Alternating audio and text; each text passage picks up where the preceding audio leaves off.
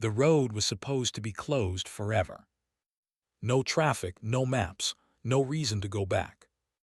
But roads remember who leaves, and they don't forgive being forgotten. Welcome to Horror Audiobook.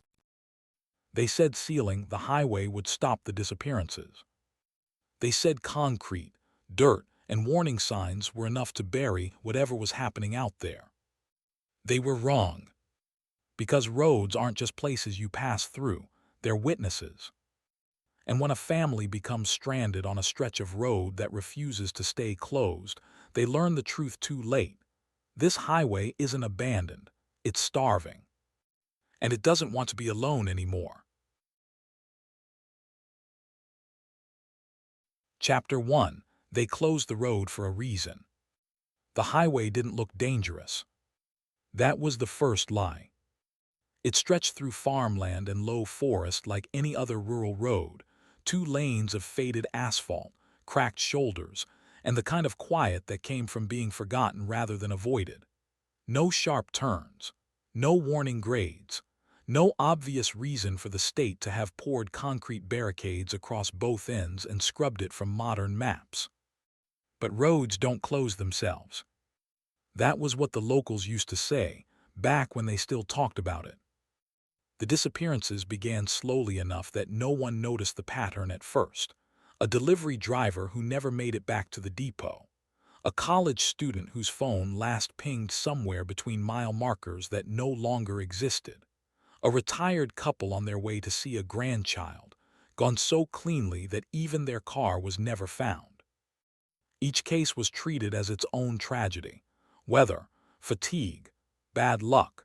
The explanations were thin, but people accepted them because thin explanations were easier than admitting there might be something wrong with the road itself. The highway had a name once, though it was rarely spoken anymore. Even old residents stumbled over it, as if saying it out loud gave it weight again. When the state finally closed the road, they didn't announce it with press conferences or flashing headlines. There was no dramatic warning, no public acknowledgement that something had gone wrong. They simply stopped maintaining it. First, the signs were removed, mile markers unscrewed in the dead of night, directional boards taken down and replaced with blank poles. Then the exits vanished from updated maps. GPS systems rerouted drivers automatically, as if the road had never existed at all. Within a year, only paper atlases still showed it, and those were quietly revised too. The final step came without ceremony. Concrete barriers were hauled in before dawn and dropped across both ends of the highway. Fresh asphalt sealed the seams where the road met the rest of the world, smooth and dark and final. Yellow warning signs were posted for exactly 3 weeks, road closed, before they were taken down as well. No explanation, no timeline, just silence. People noticed, of course. They always do. But curiosity has limits, especially when it brushes up against fear. A few asked questions at town halls. A few more filed requests for records that came back redacted or empty. Police reports referencing the highway began to disappear from public databases, dates mismatched, case numbers reassigned. Eventually, people stopped asking. It was easier to believe the road had simply outlived its usefulness. Easier to accept that rural highways get shut down all the time. Easier not to wonder why the closure came only after so many people had vanished without debris, without witnesses, without a single confirmed accident scene. Roads don't close themselves. That phrase became a joke among those who still remembered, a muttered superstition, something said with a shrug and a forced laugh, usually followed by a change of subject. The implication was clear. Whatever had happened out there wasn't something you wanted to understand too well. Because understanding meant responsibility. Years passed.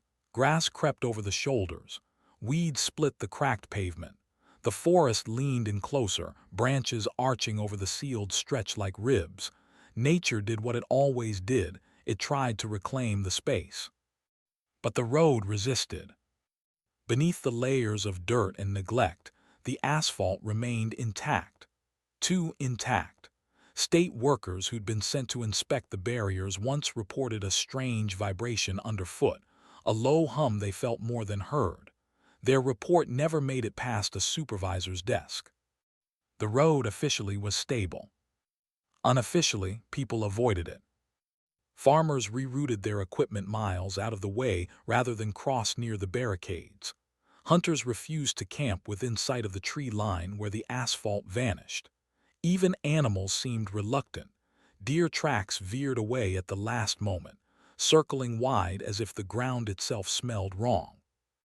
Once, during a particularly dry summer, a brush fire crept toward the sealed section. Flames died out inches from the pavement, as though they'd hit water instead of road. Fire crews chalked it up to wind patterns and moved on. They didn't dig. No one dug anymore. Because digging meant uncovering what had been buried too quickly, too quietly. It meant asking why the disappearances had stopped the moment the road was sealed, and why, for a brief window before the barricades went up, they had spiked. 5 people vanished in the 3 weeks between the last warning sign and the final closure. That detail existed only in a handwritten margin note, on a report that no longer officially existed. Roads don't close themselves. The lie everyone agreed to believe was simple. The problem had been solved. Whatever danger the highway posed was gone now, locked away under concrete and neglect. The world moved on, maps redrawn, routes recalculated. And for a long time that lie held. Until the night the detour appeared. It wasn't on any map. Not digital, not paper.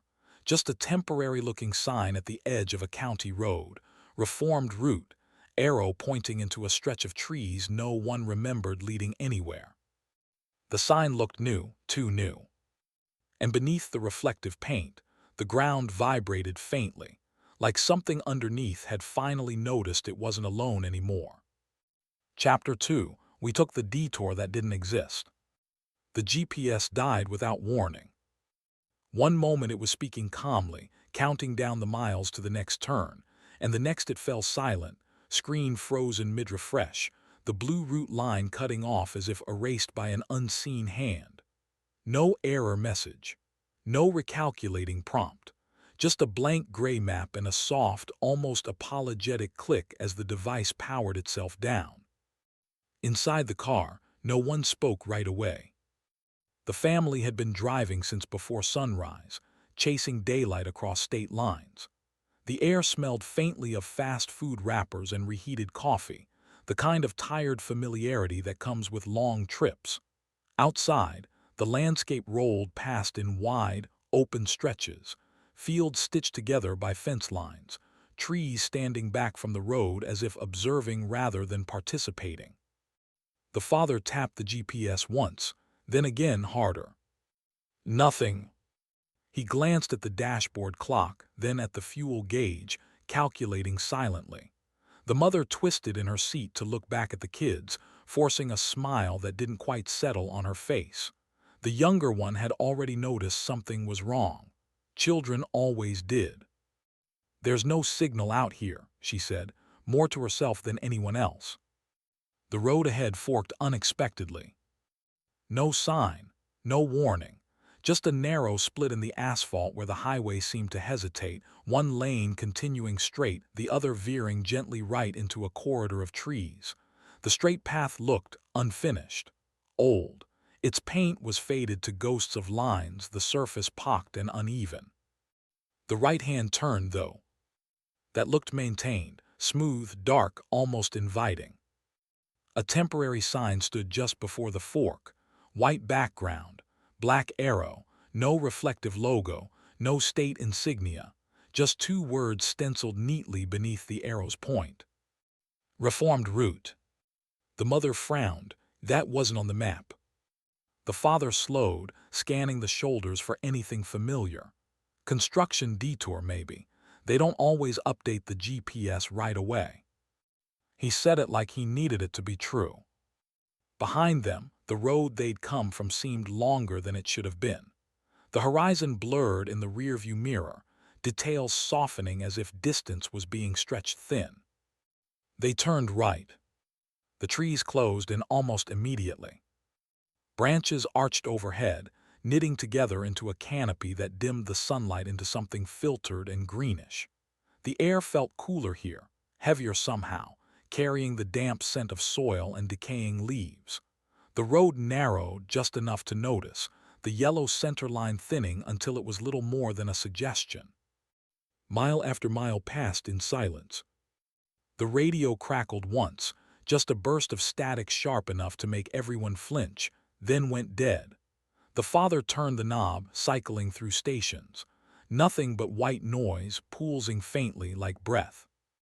"Dad," the older child said from the back seat, voice careful, "did we pass that barn already?" They had.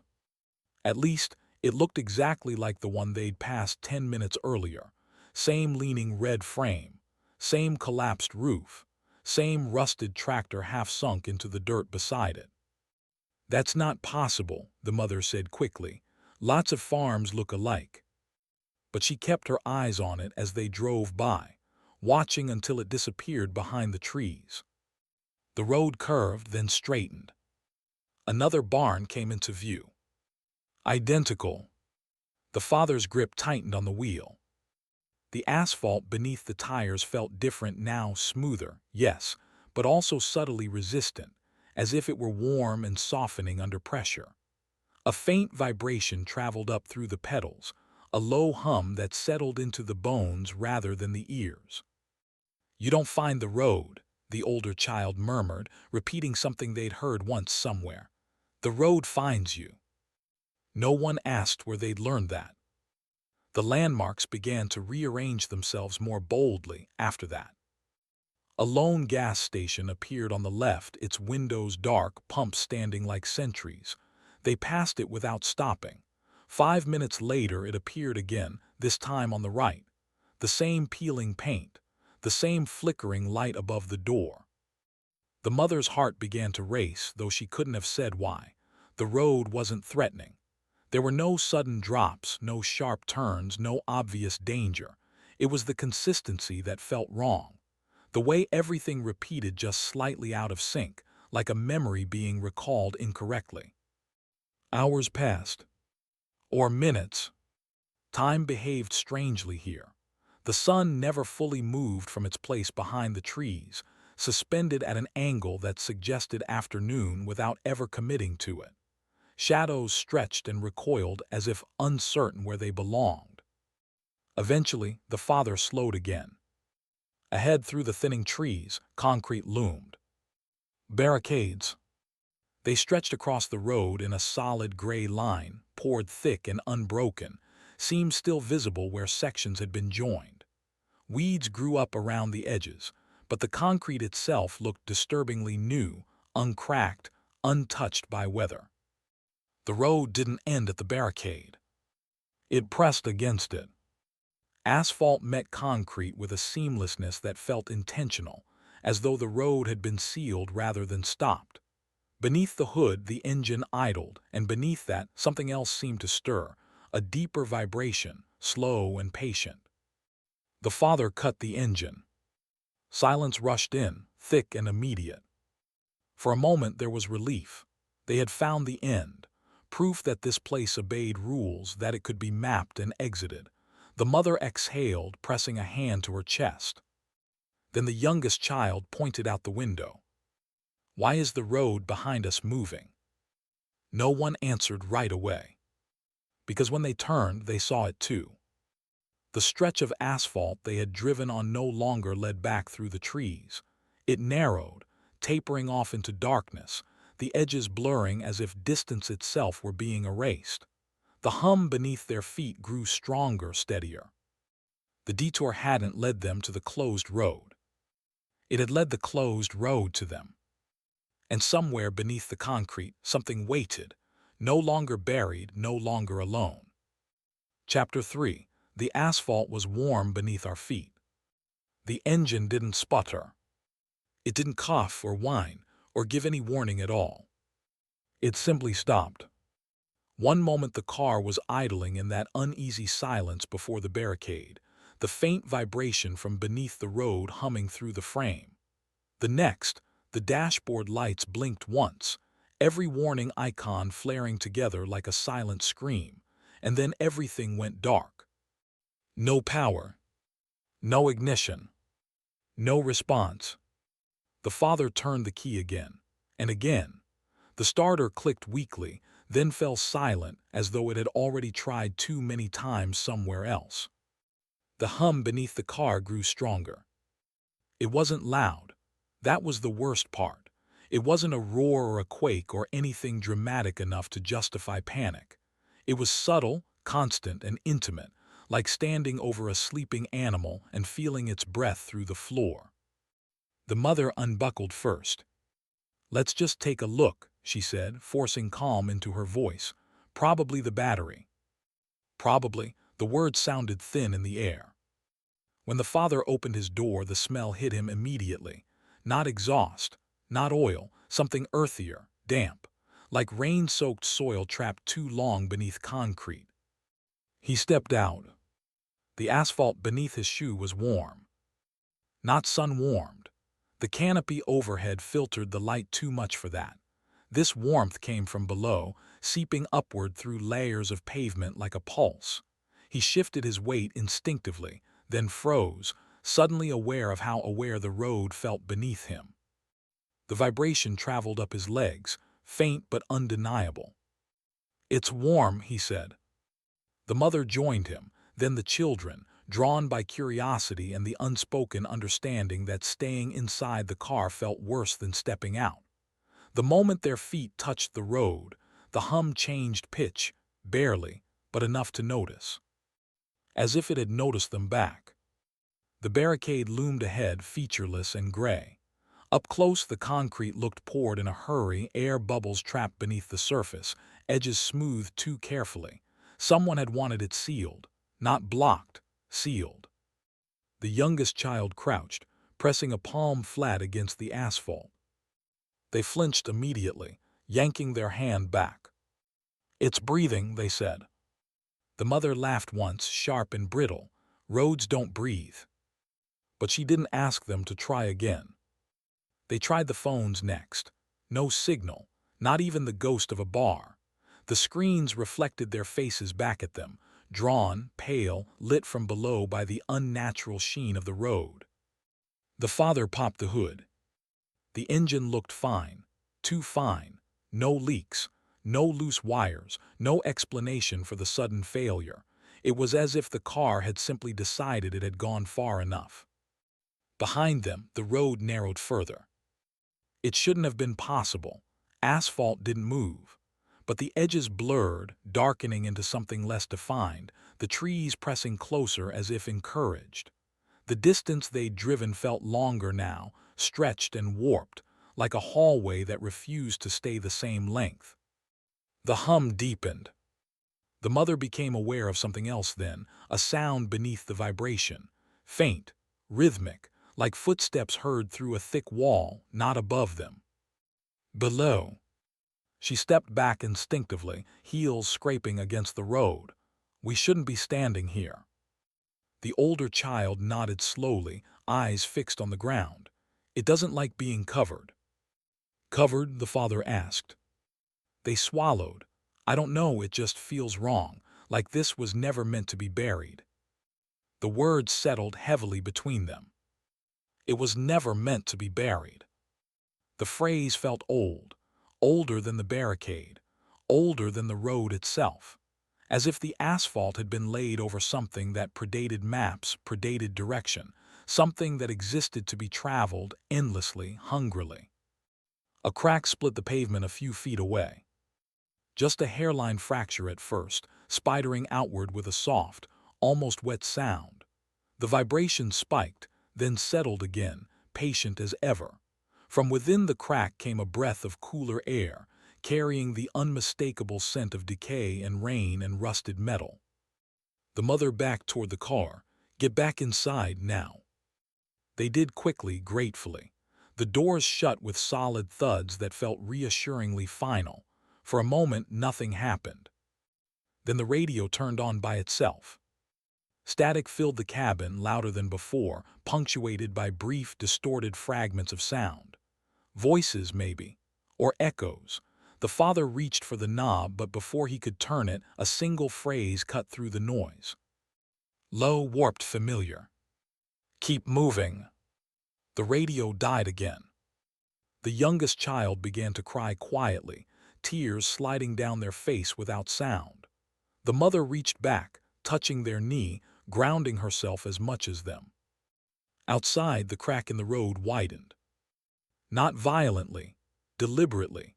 The asphalt flexed, bowing upward as if something beneath it were stretching after a long confinement. The warmth intensified, pressing against the car's undercarriage, humming through the metal frame. The father tried the ignition one last time. The engine roared to life. Relief crashed through them so suddenly it was almost painful. The mother laughed, breathless.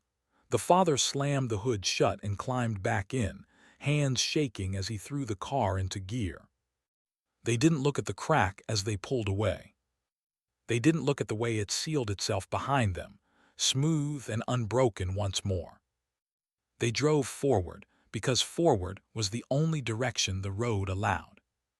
And beneath them, deep under layers of asphalt and forgotten concrete, something stirred, awake now, aware now, no longer content to remain buried. Chapter 4. Something was walking beneath the pavement. They drove in silence. Not the comfortable kind that came from exhaustion or shared understanding, but the brittle silence that followed fear, when no one wanted to be the first to say what they were all thinking. The car moved smoothly now, engine steady, tires whispering against the asphalt as if nothing had happened. As if the road hadn't tried to open itself beneath them. The forest thinned gradually, the trees stepping back just enough to let a gray sky show through. The light never changed. It stayed locked in that dim, late afternoon hue, suspended and unmoving. Shadows lay flat against the ground, refusing to stretch. The father checked the mirrors again and again. Nothing behind them but road, long, straight, too straight. That was when the sound began. At first it was easy to miss. A faint, rhythmic thud that blended with the hum of the tires. The mother thought it was just the car, something loose beneath the chassis, a lingering effect of the engine failure. Then it matched their speed. Thud, thud, thud. Perfectly spaced, too deliberate to be mechanical. The father eased off the accelerator. The sound slowed with them. He pressed the brake gently. The sound stopped. Everyone froze. For 3 heartbeats, there was nothing but the engine's idle and the low vibration of the road. The mother opened her mouth to speak. Thud. Directly beneath them. The youngest child whimpered, curling inward. It's still there. The mother turned in her seat. What is? The child didn't answer right away. Their eyes were fixed on the floor, on the metal panel between their feet as if they could see through it. When they spoke again, their voice was quieter, steadier in a way that made it worse. Someone's walking under us. The father laughed once, short and forced. That's not possible. The road stretched on, empty in both directions. No pedestrians, no shoulders wide enough for anyone to hide, no cracks large enough to explain the sound. Thud, thud. The footsteps resumed when the car began moving again. They weren't quite human. Too slow when the car sped up, too fast when it slowed, like something learning how pace worked by imitation rather than instinct.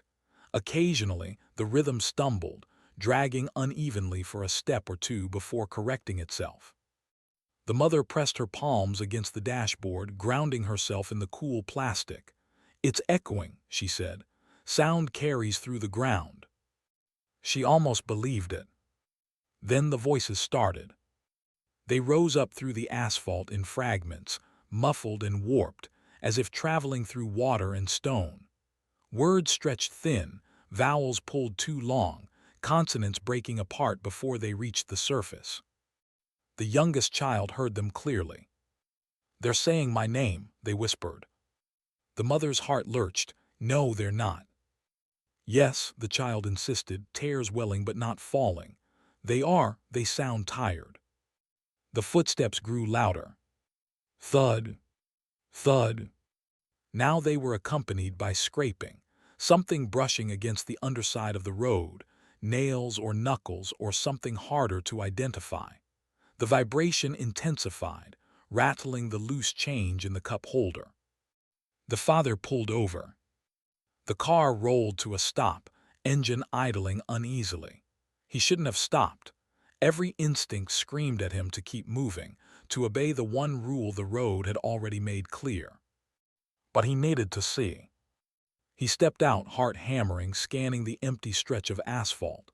The sound continued even with the car still, the footsteps packing directly beneath him now.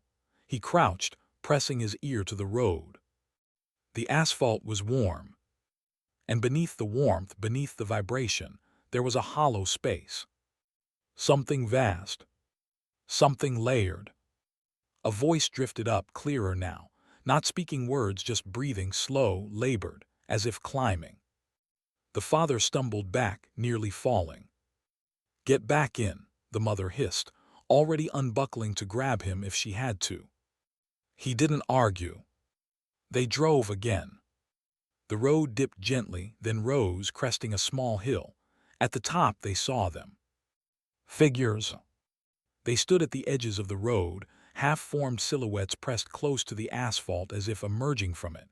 Some were crouched, some knelt, some lay flat, arms extended forward in a posture of endless movement. Their faces were wrong. Flattened, smoothed, features stretched thin as if pressed too long against a hard surface. Their mouths opened and closed in soundless pleas, matching the rhythm of the footsteps below. The older child squeezed their eyes shut. "Don't stop, they can't stop." "Who are they?" the mother whispered. The answer came not from above, but from below. A chorus of voices rose together, overlapping and echoing through the road itself. "Still traveling." The father accelerated. The figures blurred past, dissolving into shadows as the car moved through them. The road beneath bucked once, sharply, as if in protest, then settled again into its steady hum. The youngest child slumped against the seat, exhausted. "They're stuck between layers," they murmured. "That's why they sound like that." The mother swallowed. "Layers of what?" The child didn't answer. Because the road had already begun to answer for them. Ahead the asphalt darkened, thickened, the center line vanishing entirely. The hum deepened, spreading outward, filling the car, the air, their bones. The footsteps multiplied, no longer one set packing beneath them but many. Walking, running, crawling, all moving forward. All trapped. The road wasn't empty. It never had been. It was layered with everyone who had ever tried to leave it, and failed. Chapter 5. The missing were still traveling. The road widened. Not abruptly, not in a way that suggested visible construction or design, but subtly, as if it were exhaling. The asphalt spread outward beneath the car, its surface smoothing until it reflected the dim sky like dark glass. The forest receded on both sides, trees thinning into warped silhouettes that no longer felt anchored to the earth. The hum changed. It was no longer just beneath them. It surrounded them, above, below, within, filling the air with a low, droning resonance that vibrated through the windows and settled in the chest. The footsteps from below faded, replaced by something steadier, heavier. Movement. The first figure appeared at the edge of the road, without ceremony. One moment the shoulder was empty. The next, a man stood there facing forward, his back to the family as they approached. He wore a windbreaker and jeans, clothes too clean for the forest, too modern for the decay around him. He didn't turn as the car passed. He didn't react at all. He simply walked, one foot in front of the other. Again. Again. Perfectly straight, perfectly forward. The mother twisted in her seat, watching him recede in the side mirror. He didn't get smaller. The distance refused to behave properly, stretching him thin but never fully releasing him. Then there were more. A woman pushing an invisible stroller. An older man with a suitcase whose wheels no longer touched the ground. A teenage girl with earbuds in, her head bobbing faintly to music only she could hear. They appeared in ones and twos, then in clusters, lining the road like a silent procession. None of them looked at the car. None of them acknowledged each other. They all moved forward. "No one ever leaves the road," the older child whispered. "They only keep moving." The phrase settled into the car like a truth that had been waiting. The father slowed, heart pounding, trying to count them, to make sense of what he was seeing. Some figures flickered, their forms unstable, edges blurring as if rendered from faulty memory. Others looked solid enough to cast faint shadows on the asphalt. One man limped. The mother noticed that first. His gait was uneven, his left leg dragging slightly behind him. With each step he winced, hand pressed to his side. A dark stain spread across his shirt, blooming and receding in a slow rhythm. "He's hurt," she said. The youngest child shook their head. "He always is." The man reached the spot where the road dipped slightly, then vanished, only to reappear farther ahead, repeating the same limp, the same wince, the same futile attempt to keep pace. The road looped. Not visibly, not in a way that could be mapped, but the figures repeated themselves. The same woman passed them twice. The same suitcase scraped along the ground. The same invisible stroller rolled forward, wheels turning endlessly without resistance. "They don't remember stopping," the older child said. "That's why they can't." The air inside the car grew stale, heavy with the scent of damp earth and old fabric. The mother cracked her window, desperate for fresh air, and immediately regretted it. The smell outside was worse. Cold, metallic, like rainwater pooled in a long-abandoned underpass. It carried whispers with it, not voices exactly, but the residue of sound, impressions worn into the space by repetition. The father rolled the window back up. Ahead, the road narrowed again, funneling the walkers closer together. They didn't adjust their pace. They didn't avoid one another. They simply overlapped, phasing through shared space, layers intersecting without interaction. A man stepped directly into the car's path. The father slammed the brakes. The car screeched to a halt, tires protesting against the slick surface. The mother gasped, hands flying to the dashboard. The man didn't react. He passed through the hood of the car as if it weren't there, his form distorting briefly, face stretching into something almost recognizable before snapping back into place. His eyes met the mother for a fraction of a second. They were exhausted. Not angry, not afraid, just unbearably tired. Then he was gone. The hum spiked violently, rattling the car, the road beneath them bucking once in sharp disapproval. The father accelerated instinctively, heart hammering, pushing past the walkers as the road seemed to pulse beneath them. The youngest child began to speak again, voice low and certain. They weren't taken all at once. Some came in cars, some walked, some stopped to rest. They paused, listening. The road didn't let them. The forest vanished entirely. In its place stretched an endless gray expanse, sky and asphalt blending together in a featureless horizon.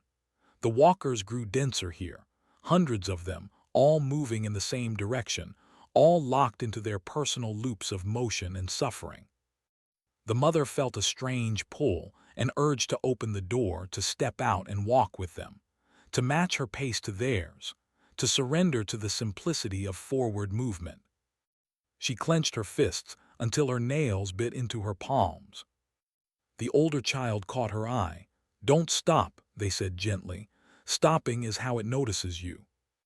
The road trembled beneath the car, the hum deepening into something like satisfaction. The walkers continued on, unending, unbroken.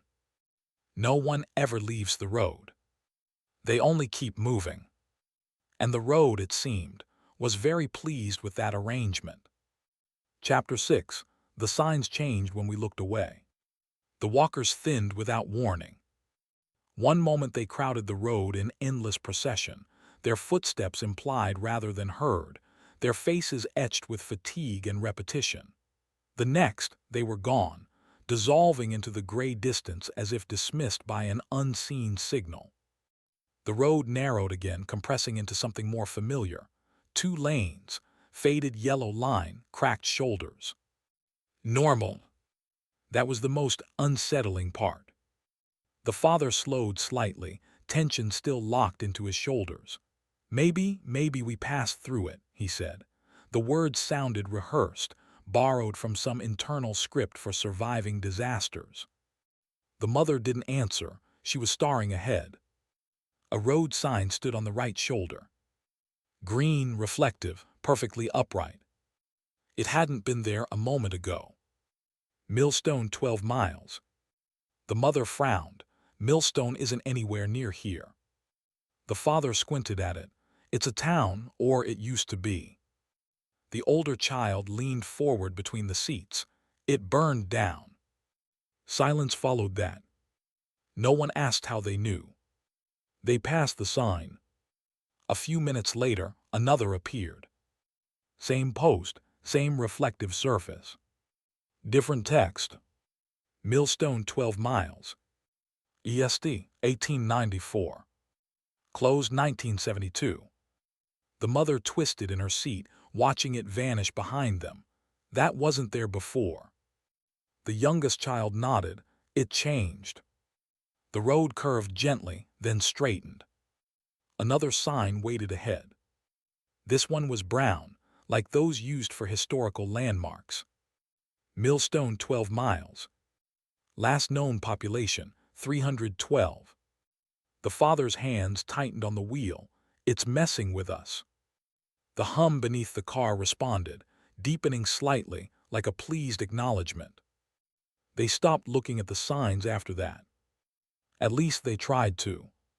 The road didn't make it easy.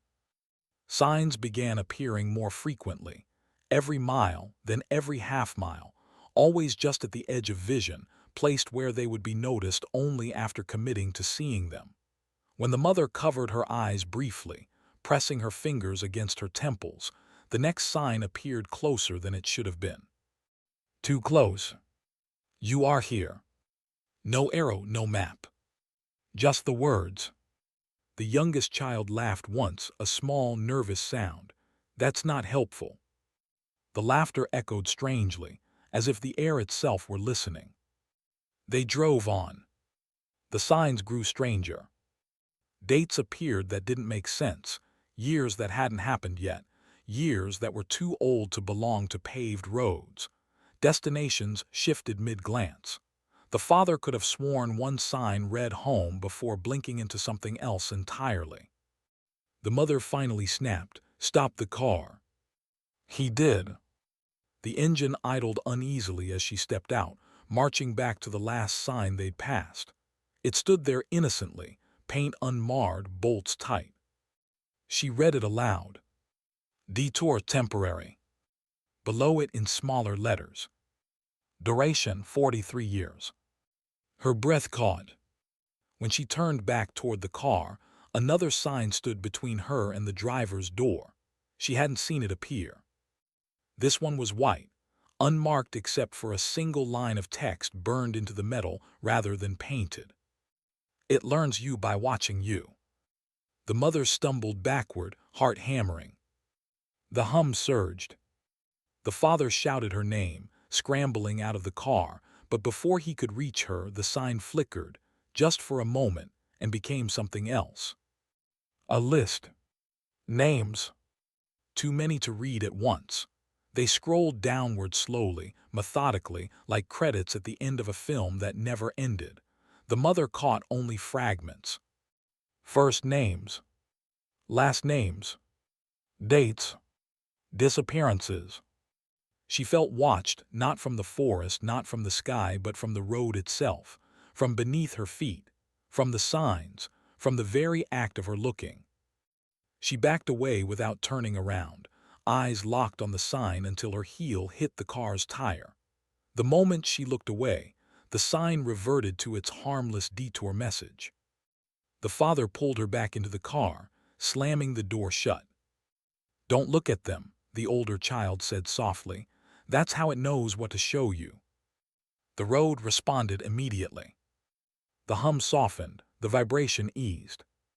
As if disappointed, they drove with their eyes forward after that, refusing to glance at the shoulders, the sky, the periphery where the signs waited. The youngest child covered their ears, rocking slightly. Hours passed. Or minutes. Time refused to cooperate. Eventually, the father couldn't help himself. He glanced sideways. A sign stood so close, it nearly brushed the window. "Next exit, regret." The letters shifted as he watched. "Next exit, guilt." "Next exit, turn around." He snapped his eyes forward, pulse roaring in his ears. The mother squeezed his arm. "It's reacting," she whispered. "Every time we panic, every time we notice." The road shuddered faintly, like laughter suppressed. They understood now. This wasn't random. This wasn't haunting in the traditional sense. The road wasn't replaying old tragedies, it was studying them, learning what unsettled them, what tempted them to stop, to look back, to step off the path. It learned you by watching you. Ahead a final sign loomed, larger than the rest. They didn't read it. But the road did. And somewhere beneath the asphalt, something adjusted its pace, anticipating their next mistake. Chapter 7. The road didn't want the children. The fog rolled in without warning. One moment the road stretched ahead, empty but visible, the signs mercifully distant. The next, a pale gray wall swallowed the world, pressing in from all sides until the car felt like it was moving through breath instead of air. The hum softened. That, more than anything, set the mother on edge. The road had never been quiet before. The father slowed instinctively, squinting through the windshield. Visibility shrank to a few car lengths, the yellow center line fading in and out like a dying pulse. The trees were gone now, no forest, no shoulder, no sky, just fog and asphalt. And space. Too much of it. The youngest child leaned forward between the seats. "It's deciding," they said. "Deciding what?" the mother asked, already knowing she wouldn't like the answer. "Who to keep." The road dipped sharply. Not a hill, more like a sag, a sudden downward pull that made the car feel heavier, as if gravity itself had thickened. The father cursed under his breath, correcting the wheel as the tires drifted slightly left. The steering resisted him. Not violently, just enough to be noticeable, like a hand resting on the wheel, guiding rather than forcing. The fog thinned ahead, revealing a split. No sign announced it. No warning paint marked the choice. The road simply divided, one lane peeling away gently to the right, the other continuing forward. The right lane looked easier. Smoother asphalt, wider, clearer visibility. The left lane was darker, its surface rougher, the fog clinging more heavily to it. The wheel tugged right. The father fought it, muscles straining. "No," he muttered. "No, no." The car lurched. The mother grabbed the dashboard as the vehicle drifted halfway into the right lane before the father yanked it back. The hum surged angrily, vibrating through the floor, through their chests. From somewhere beneath them, a voice rose, low, layered, almost gentle. "They don't belong to you." The youngest child gasped. The older one went very still.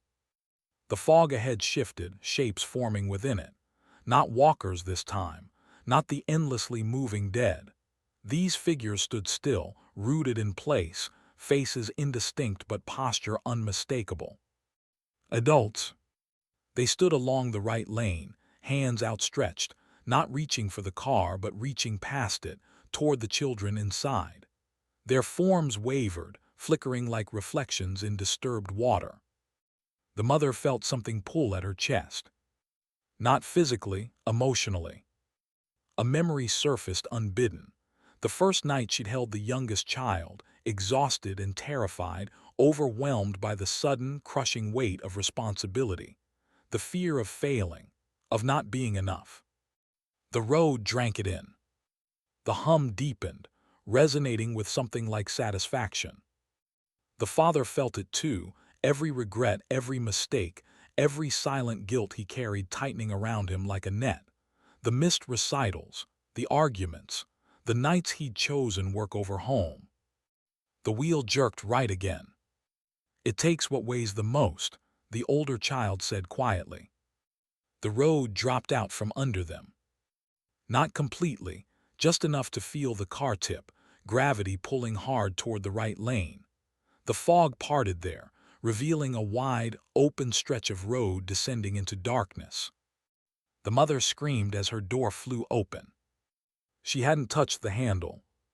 Cold air rushed in, thick with the scent of wet stone and old metal. The hum roared, no longer subtle, no longer patient. It pulled at her, a force like undertow, dragging her halfway out of the seat. The father lunged, grabbing her arm. Her fingers slipped. For a terrible second she felt the road beneath her bare foot, warm, alive, welcoming. Images flooded her mind. Years of sacrifice, of fear, of constant worry. The road mirrored them back, amplifying them, making them heavier. She understood then. The road didn't want the children, because children were light. They hadn't accumulated enough regret yet. The father braced himself, planting his feet, muscles screaming as the road pulled harder. The fog churned, the figures in the right lane watching silently. "Let go," the voice beneath them murmured. "They'll be lighter without you." The youngest child screamed, the sound sharp and piercing. The road recoiled. Just for a moment. The pull weakened enough for the father to haul the mother back into the seat. The door slammed shut on its own, locking with a final, decisive click. The car skidded back into the left lane. The fog exploded outward, the split vanishing as if it had never existed. The road smoothed beneath them, the hum dropping back into its familiar, watchful rhythm. Silence followed. The mother sobbed quietly, clutching herself, breath coming in shallow gasps. The father kept driving, jaw clenched so tightly it ached. The older child stared straight ahead. "It tried to trade," they said, "us for you." The youngest nodded, "Because you stay." The road seemed to consider that. Then slowly, reluctantly, it allowed them to continue. Behind them, the fog closed in again, erasing the place where the choice had been offered. But the lesson lingered. The road didn't want everyone. It wanted wait. And it was patient enough to wait until they were tired enough to give it what it wanted. Chapter 8. We tried to cross where the road was buried. They didn't stop the car so much as the car decided it was time. The engine lost its urgency first, the hum beneath the floorboards thinning into something almost contemplative. The road ahead blurred, not from speed but from repetition.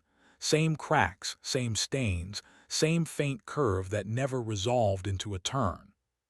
The father eased onto the brake. The car rolled to a halt. Nothing lurched, nothing protested. It felt less like stopping and more like arriving somewhere the road had been guiding them toward all along. The fog was gone now. In its place stretched open land, flat, gray, and featureless, broken only by low mounds of earth and scattered chunks of concrete half buried like bones. The sky hung low and colorless, neither day nor night, pressing down with quiet insistence. The mother spoke first. "We walk." The word felt dangerous the moment it left her mouth. But the logic was sound in a desperate human way. The road wanted motion. It wanted forward momentum, wheels turning, bodies carried along its surface. Walking off it, leaving it, felt like the only choice that hadn't been tested yet. The older child nodded. It can't follow if we're not on it. The youngest hesitated. It can, they said softly, but it doesn't like to. That was enough. They gathered what little they could carry, jackets, a bottle of water, the phone that still showed nothing but gray static. When the mother opened her door, the warmth rushed out again, rising from the asphalt in waves. She stepped onto it barefoot. The heat startled her, sharp and intimate, like skin pressed too close to another body. She pulled her foot back instinctively, then forced herself to step again. The road vibrated. Not angrily. Hungrily. They moved quickly, crossing the asphalt toward one of the concrete mounds at the edge of the sealed section.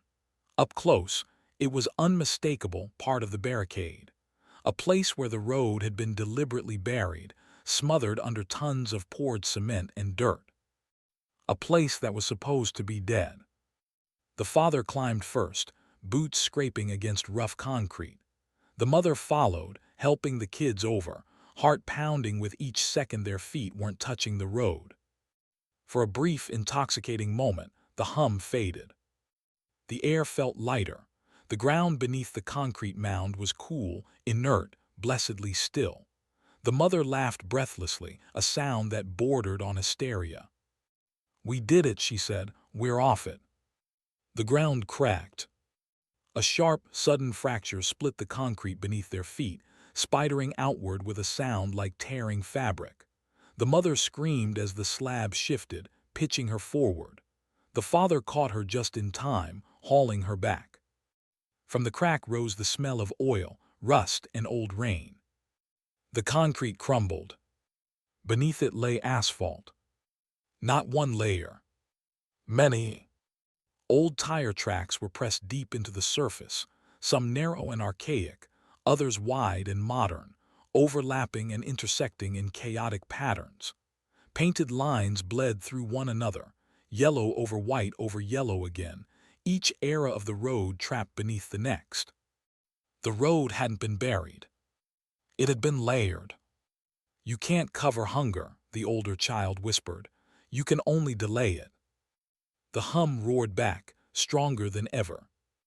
The ground beneath the concrete mound shifted, folding inward as if the road were drawing a breath. The father grabbed the kids, pulling them back toward the car. The landscape changed as they ran. The open gray expanse stretched impossibly far, the car shrinking in the distance no matter how fast they moved. The ground sloped subtly downward, funneling them back toward the asphalt. They ran until their lungs burned. They reached the car anyway. They always did. The mother collapsed against the hood, sobbing, knuckles white as she clung to the metal. "We were right there," she gasped. "We crossed it." The youngest child shook their head. "We crossed one of it." Behind them, the concrete mound repaired itself. The cracks sealed. The fragments pulled back together, smoothing over as if time itself were being rewound. The old tire tracks vanished beneath fresh gray cement, leaving no evidence of what lay below. The road waited. Patient. The father sank into the driver's seat, staring straight ahead. The engine turned over without hesitation this time, eager and ready. As they pulled back onto the asphalt, the hum settled into its familiar rhythm, content, unhurried. They hadn't escaped. They had proven something instead. The road didn't need to chase. It knew they would always come back. Because hunger, once acknowledged, only grows. And the road was very, very hungry. Chapter 9. The road remembered us. The road grew quiet. Not empty, never empty, but attentive. The hum beneath the tires softened into something almost thoughtful, the vibration settling into a slow, steady rhythm that felt uncomfortably like a pulse. The sky darkened at last, though not into night. It dimmed into a colorless dusk that refused stars or moon, as if the road wanted fewer distractions. The mother noticed the change first. Her chest tightened for no clear reason, breath catching on memories she hadn't invited. The air inside the car smelled different now, not damp earth or rust, but something warmer, familiar. The scent of old laundry detergent. She frowned, fingers curling into the fabric of her sleeve. "Do you smell that?" The father didn't answer. His eyes were fixed on the road ahead, where shapes were beginning to form. Not walkers, not signs, but places. A flicker of a side street that reminded him too strongly of the neighborhood where he'd grown up. A curve in the road that mirrored the drive he'd taken every morning for years, leaving the house before anyone else woke. The road shimmered. And then it spoke. Not with the layered chorus from before, not from beneath the asphalt. This voice came from the radio, clear and perfectly tuned. "Dad." The father's hands tightened on the wheel. It was his voice, his from years ago, thin and tired and distracted. The word replayed, looping softly, accompanied by the faint click of a turn signal he remembered too well. The mother gasped as the dashboard lit up. For a moment the car interior wasn't the car at all. It was a kitchen. Their old kitchen. Morning light slanted through the window at the same angle it used to, dust motes floating in the air. The sound of a spoon clinking against a mug echoed faintly. "I'll be late tonight," the father's voice said from everywhere at once. The mother squeezed her eyes shut. "Stop," she whispered. The road didn't. The youngest child pressed their hands over their ears, shaking. "It's pulling them up," they cried. "All the heavy parts." Outside, the asphalt rippled, images surfacing like reflections in disturbed water. Moments played out in fragments, unfinished conversations, doors left open, words swallowed instead of spoken. The older child watched, face pale. They saw a version of themselves standing alone in a hallway, listening to their parents argue in hushed voices, feeling responsible without knowing why. The scene reset, replayed, reset again. The road wasn't showing them the past. It was showing them the weight of it. The mother felt herself unravel as another memory surfaced. Her youngest child, small and feverish, crying in the night while she sat frozen at the edge of the bed, terrified of doing something wrong. The guilt of that hesitation rose up, thick and suffocating. The hum deepened, vibrating with pleasure. "It remembers," the older child said hoarsely, "everything we tried not to." The father slammed his hand against the steering wheel. "Enough." The road answered by changing. The windshield became a mirror. For a split second the father saw not his reflection, but a version of himself pulled thin and hollow-eyed, walking endlessly forward. One of the walkers, his future, pressed flat and layered beneath the road. His breath hitched. The mother saw herself too, standing still while the road flowed around her, unable to move forward or back, trapped in the moment of every regret she'd ever carried. The youngest child screamed. The road recoiled, images shattering like glass. Silence rushed back in, heavy and sudden. The car continued forward, tires rolling smoothly, obediently. The hum softened again, but now it felt closer, more intimate. As if the road were no longer studying them. As if it had finished learning. The father's voice trembled when he spoke. "It's showing us where we end up." The older child nodded slowly. "It knows where you were going before you did." Ahead the road split not visibly but conceptually. The asphalt shimmered with potential paths, each one faintly outlined, each one tugging at a different memory, a different regret. One path glowed faintly, with the weight of responsibility. Another with longing. Another with fear. The road didn't force them toward any of them. It didn't need to. It had already mapped them. The youngest child looked up, eyes red but clear. "It doesn't want us yet," they said. "Not all of us." The hum shifted. A single lane ahead brightened, subtle but unmistakable. The father felt his chest tighten as the pull focused, not toward the children. toward him. The road remembered. It remembered every choice, every hesitation, every moment that had made him heavier than the others. And now it was offering him the most dangerous thing of all, a destination that felt like an ending. As the car rolled forward, the lights dimmed, the world narrowing to asphalt and breath and memory. And beneath it all, the road waited, certain, patient, already aware of how this would end. Chapter 10. Some paths won't let go. The road chose him quietly. There was no announcement, no sudden lurch or violent pull. The lane ahead simply narrowed until it felt inevitable, the glow beneath the tires focusing inward like a held breath finally released. The father understood before anyone said a word.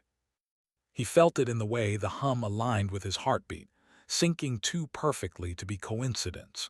In the way the steering wheel grew warm beneath his palms, responsive to his smallest movements, like it already knew where he would guide it. The mother sensed it too.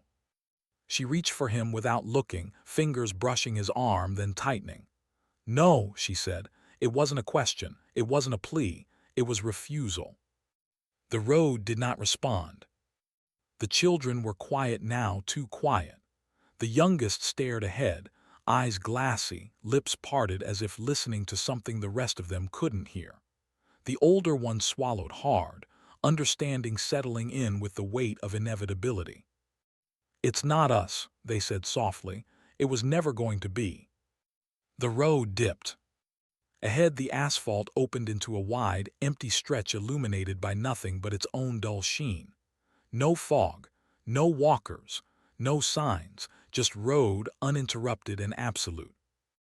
The father eased off the accelerator. The car slowed without protest. "I should have said more," he murmured, "not to them, to the road. I should have stayed more, I should have been lighter." The hum deepened, almost tender. The mother shook her head fiercely. "You don't get to do this alone." He looked at her then, really looked at her, and smiled in a way that broke her. "That's the thing," he said. "I don't think I ever was." The car rolled to a stop.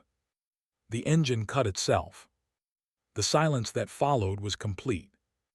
The father unbuckled, every movement deliberate. When he opened the door, the warmth rushed in again, welcoming and familiar. The road vibrated eagerly beneath his feet, the hum rising to meet him. The mother lunged, grabbing his jacket. "We can all." "No," he said gently, prying her fingers loose. "It takes what weighs the most. If I stay, it lets you go." The road pulsed, as if in agreement. The children cried out together, reaching for him, but the air between them felt thick, resistant. The road didn't want interference now. The father stepped fully onto the asphalt. For a moment, nothing happened. Then the road opened. Not cracking, not splitting, unfolding. Layers peeled back beneath his feet, revealing the endless pressed asphalt below, tire tracks upon tire tracks, lives upon lives. The hum became a chorus, thousands of footsteps aligning into a single, forward motion. He felt lighter already. He turned once more, meeting his family's eyes. "Keep moving," he said. "Don't stop." Then the road took him. It closed seamlessly behind him, smooth and unbroken. No mark, no sign. The engine restarted on its own. The car rolled forward. The mother screamed his name until her voice broke, until the road ahead began to change. The darkness thinned. The hum softened. The asphalt lost its warmth, cooling beneath the tires. The trees returned. Real trees, rooted solid. The sky lightened, resolving into early morning gray. Birds called hesitantly from the branches, tentative but alive. The road narrowed, then widened then. A junction. A real one. Signs stood where they should, pointing toward towns that existed, distances that made sense. The hum faded completely as the car rolled onto fresh pavement, clean and ordinary. Behind them, the sealed highway ended in a clean line of concrete. No cracks, no vibration. They didn't look back. Much later, reports would surface. A family rescued after becoming disoriented due to outdated maps. A vehicle found abandoned near a decommissioned roadway. No signs of structural instability. No indication of ongoing risk. The road was declared fully stabilized. Workers poured fresh concrete over the old barricades, thicker this time. Signs were erected, fences reinforced. The area was crossed off development plans indefinitely. Still, a maintenance crew reported something odd a week later. Fresh tire marks, just beyond the barricade. Leading forward. Closure isn't the same as containment. Some paths remember who they've taken, and some roads will always be hungry, waiting patiently for the next traveler who believes a closed road means the end. Closing chapter. They buried the road because it was easier than understanding it. They called it closure because admitting the truth would mean accepting responsibility. But paths don't disappear just because we stop using them. They wait. They remember. And sometimes they follow. So the next time a road feels wrong, too quiet, too empty, too patient, don't tell yourself it's just your imagination. Because some places don't want to be forgotten. And some paths won't ever let you go. If this story stayed with you, don't leave quietly. Subscribe, listen again, and share it with someone who still thinks roads are just roads. Because now you know better.